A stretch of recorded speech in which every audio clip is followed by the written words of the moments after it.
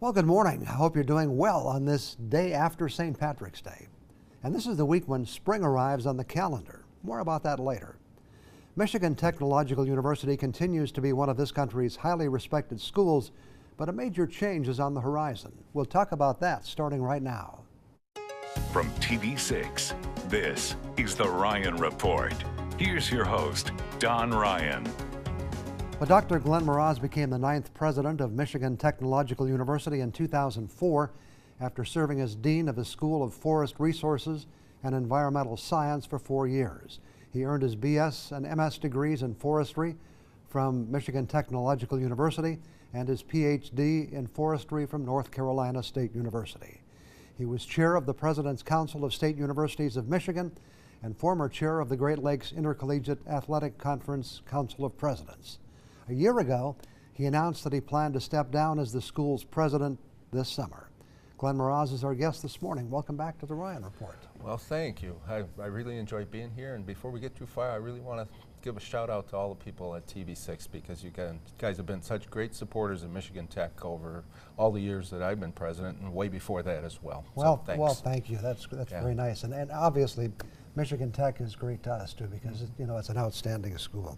We talked about your history the last time you were here, so I'm not going to dwell on it, but I still want to bring out what I think is pretty unique, and that is this fact that you're one of those guys who went to school, got on the faculty, and wound up being president of a school. That doesn't happen very often, does it? No, it doesn't happen very often. It's pretty unique, but it's quite an honor too, and it's a love affair with the university that starts when you're quite young, and it's carried on all these years. It's really been great. And even though you're pretty much planted in the UP, you weren't a Uper to start with. No, I grew up in Chicago. My dad was a tool and die maker. My mom was a stay-at-home mom, and they both believed highly in education. And how I got to Michigan Tech's a whole nother story, but I got to Michigan Tech and everything pretty much been there for a long time since. Everything worked out. So you announced about a year ago that you wanted to step down as president. What led to that decision? Well, it's been kind of a combination of personal and professional things. On the personal side, I'm 66. I'll be 67, next year, and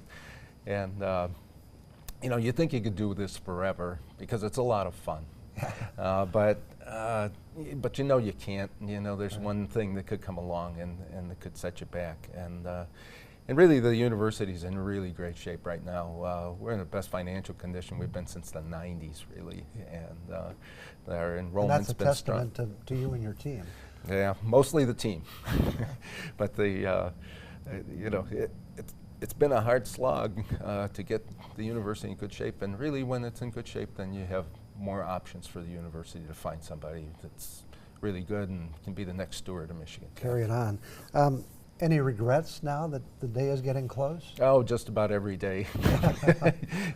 Sometimes you think, oh my God, this is my baby, and I'm handing it over to somebody else, and then you think, well, there's a lot of good people, and Michigan Tech will learn to live without me, I'm sure. What are the things you're going to miss most, do you think? Probably the people that I work with on a day-to-day basis, and that's the faculty members, the staff members, the VPs that I work with, and the students. The students are great. It's like I've never heard a student call me Dr. Meraz or Mr. Meraz or anything like that. It's always, hey Glenn, how you doing? Right. So it's like, and I've really appreciated that they've felt that comfortable with me. Right. Any things you're not going to miss that you can mention? Well, some of the worries. It's a 24-hour a day, 7-day a week, 365-day a year job, and you like to think that you can get away from it, from time to time, and about the only time you can really do that is when you're on Lake Superior and the waves are kind of bumpy, and then you're preoccupied with something else. But that's something you like to do. Too. Yeah, and it forces your thoughts, but for the most part, that having it always on your mind that you're responsible for whatever goes on is, it kind of gets to you. And I don't know that people truly appreciate that, but I'm not sure with any university president. Yeah, It's always there. It's a combination of being a CEO and a mayor and, you know, all sorts of things. You know, I'm sure when you talk to Fritz, it's kind of the same thing because, you know, you have a police force, you have faculty, you have all these different missions of the university in terms of, you know, serving the community, research, creating jobs, educating students. It's complicated. And while we're on that subject, and I don't want to dwell on this or get deeply into the subject itself because it's being debated and investigated, but what happened at Michigan State, does that even make it more difficult when you think about the responsibilities the president of a university has today?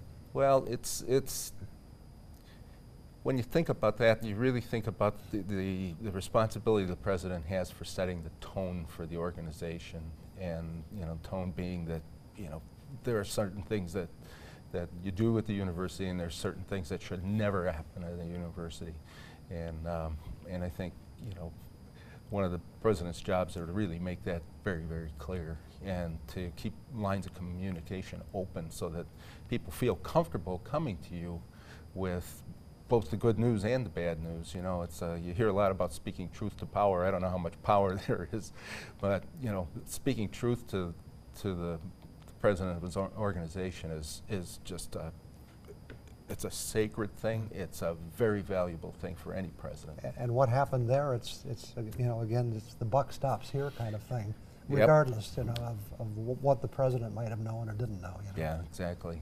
So, okay, a lot more questions for you, but we've reached our first break. We'll be Okay. back with more in just a couple of minutes.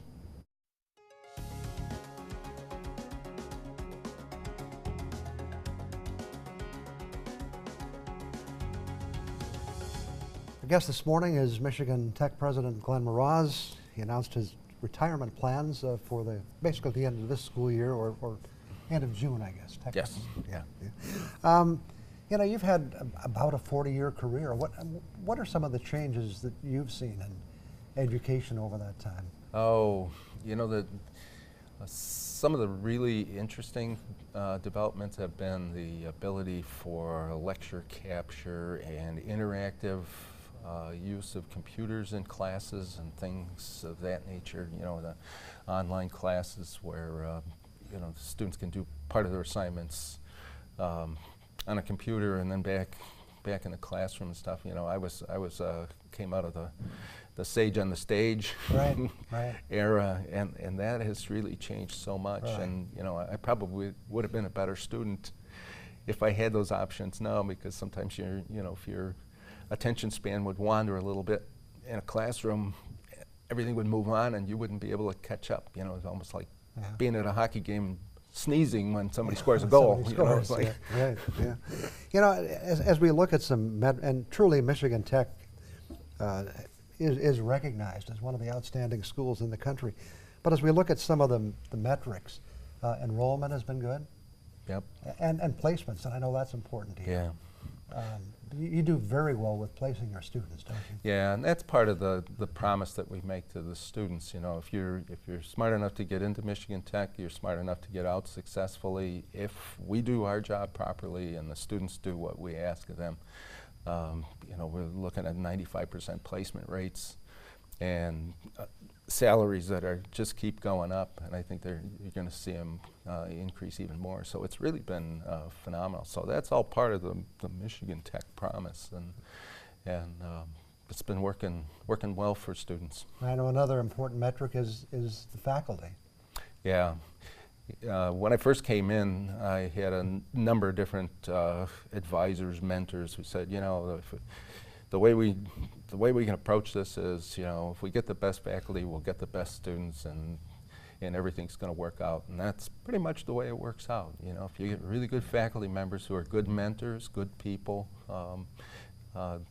and really sharp in their field, that's going to attract students to the university, and it certainly does. And you've surrounded yourself with a strong leadership team.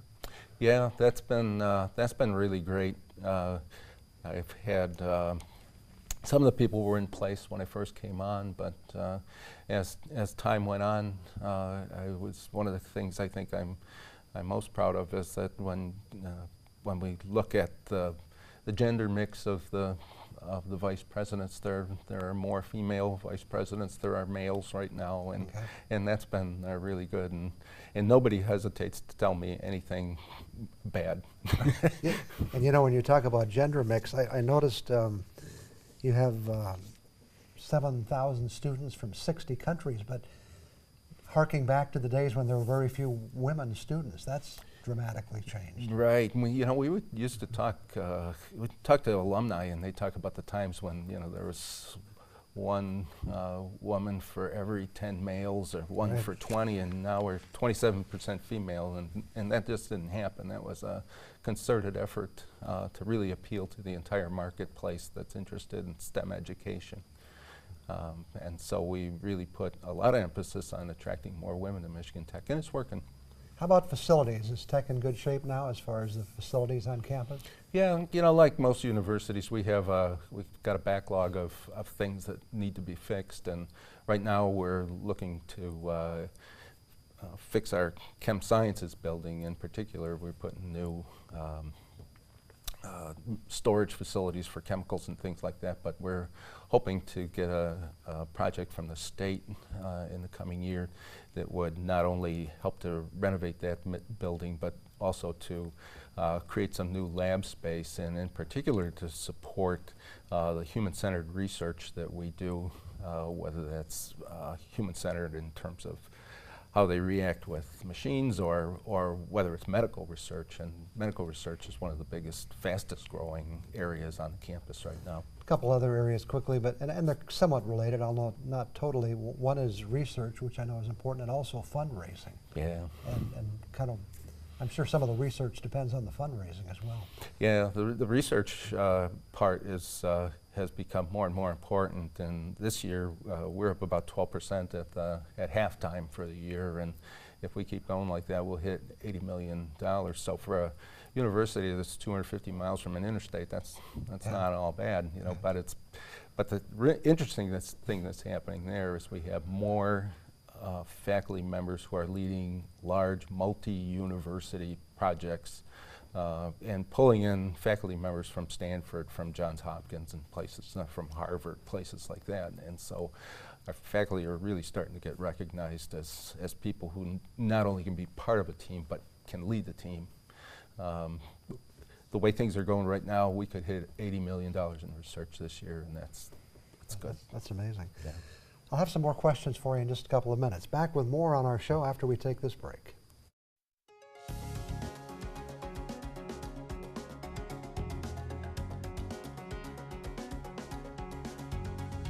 Once again, our guest this morning is President Glenn Meraz at Michigan Tech.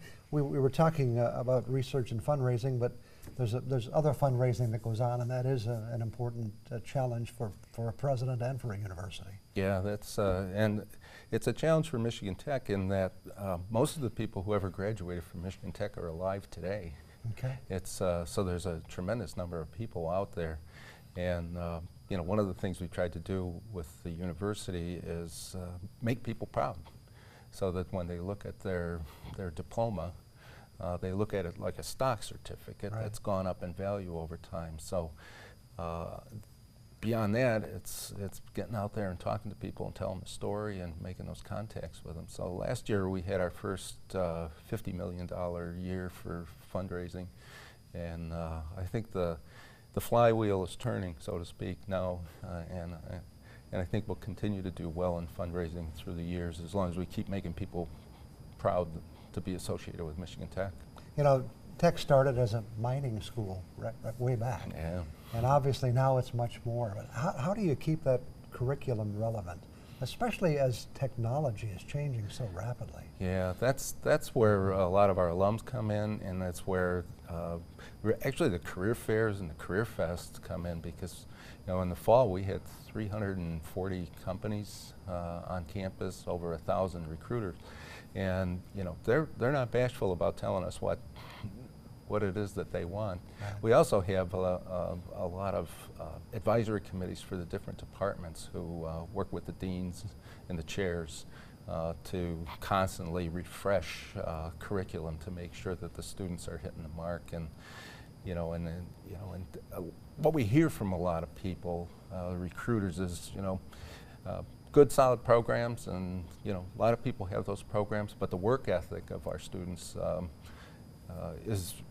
is really great, and I think part of that's maybe because of our climate that we're in.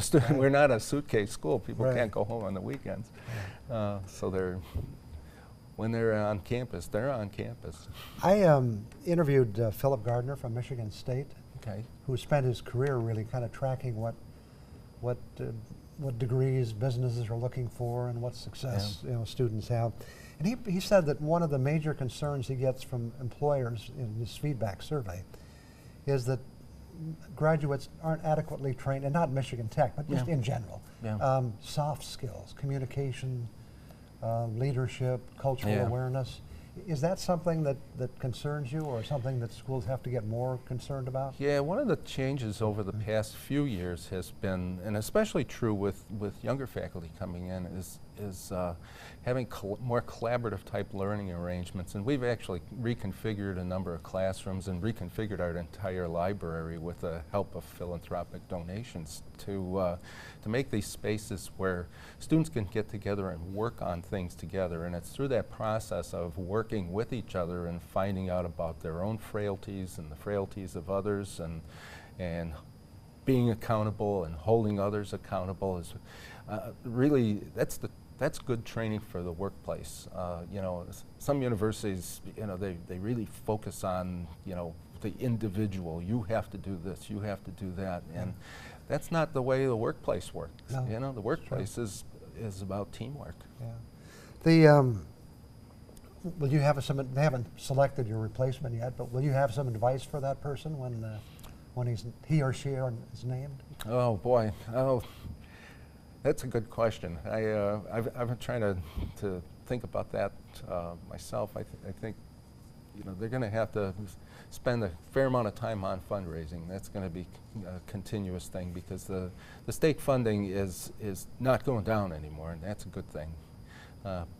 But continuing to make college affordable for students through raising scholarship dollars is going to be one of the major challenges going forward. You probably want to tell them, just don't screw things up now. Yeah, well, that's probably true too. People are probably wondering why we're not talking about a big hockey game, which took place last night. But of course, it didn't take place last night for you and I. We're on here on Sunday morning.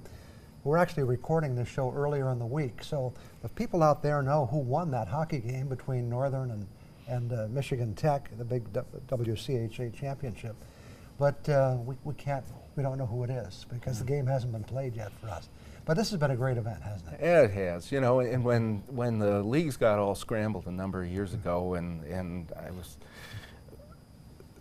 talking to the people at Northern about, hey, why don't you come into the WCHA and all that stuff. Never did I ever dream that we would be playing in a championship game against Northern Michigan University. So, and the way it all transpired, with both teams going to overtime to get into that game. Yeah, it's there is such a thing as puck luck, and I think both teams have it, so we're probably equal. There were a lot of people cheering, a lot of Northern fans cheering for Tech, because they knew it would be a home game if Tech won that game. So anyway, got to watch what you wish for. Yeah, right. Congratulations to the winner. Glenn, thanks very much for coming in, and certainly great success to you in the future. You've still got a few months to put in on the job, but I hope you have a happy retirement when that time comes. Thank you so much. And again, thanks to everybody at TV6 and all the people in the Marquette community for supporting Michigan Tech. Okay, thank you. I'll be back with some other thoughts for you in just a couple of minutes.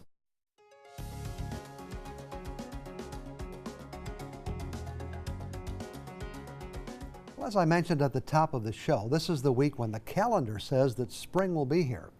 The official arrival is at 12:15 p.m. That's during the noon hour, this Tuesday, March 20th. Time varies slightly from year to year. Officially, it's known as the vernal equinox, and it's that moment in time when the sun crosses the plane of the Earth's equator, making night and day of approximately equal length all over the Earth. Of course, the real question is, when will spring actually arrive? Not just on the calendar, but outside our window. I do find myself complaining a lot about the weather, not just in the spring, but throughout the year. I always want it to be warmer or cooler or drier or not so windy, which brings me to the real subject of our discussion this morning, and that is, without the kind of weather we have in Upper Michigan, would human communication as we know it come to a standstill? Why do I say that? What are typically the first words exchanged when a couple of acquaintances meet on the street or at the supermarket? Hey, how about this weather? Sure was cold last night. Supposed to be nice tomorrow. I hear it might snow. Those statements were not intended as a weather forecast. They're the kinds of things we usually say to each other when we meet. It's true. Weather is the consummate conversation icebreaker. No pun intended. Or maybe it was. You know, when you want to start a conversation with a stranger or even someone you know fairly well, if you didn't say something about the weather, what could you possibly say? In a lot of cases, it would just be awkward silence. Once you get the conversation started with the weather, you may find some other common interest to talk about, but not always. And once you blow all your weather material, you often just find yourself kind of looking at each other. My question is this a universal phenomenon?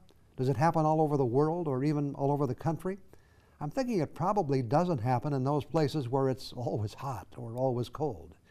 It's more likely just in places like Upper Michigan, where the weather can change 3 or 4 times a day. So the next time you meet up with a casual acquaintance, try to start your conversation with something other than the weather. Instead, you could try, what could you try? Can't think of anything. Guess the bottom line is that it's nice to know there's a plus to the weather we have. Good or bad, at least it gives us something to talk about. I'll be back in a minute. I've just about used up all my time for this morning. The Today Show is coming up next. I do have time to tell you that you can also see this report on the internet at uppermichigansource.com. Today's show will be available starting at about noon tomorrow. Thanks to President Glenn Meraz for joining us this morning. He has had an outstanding career at MTU and will be leaving his current assignment with the school well positioned for the future. And thank you for joining us. Let's make a date to get together again next Sunday morning.